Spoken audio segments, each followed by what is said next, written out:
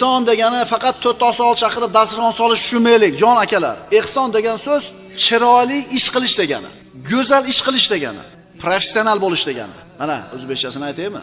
Nima ish qilsang ham, go'zal ish qilsang, demak sen muhsinsan. Demak sen ehson bilan ish qilding. Robbing shuni yaxshi ko'radi. Biz qachon muhsin bo'lamiz, qachon ehson bilan chiroyli ish qilamiz, shunda ummat xalq sifatida o'samiz. Eplamachi bo'lmasak. Ta'assuf aksar ishimiz nima bo'lib ketgan?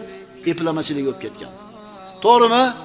O'shuning uchun muhsin ustani doim klienti tayyor turadi. Yillar naperyod yozib turgan bo'ladi daftari. Ha, men bo'sha olmayman deydi. Muhsin bo'lgan tabibni orqasida o'chirib turadi. Chunki muhsinda chiroyli ish qiladi u, eplamachi emas u.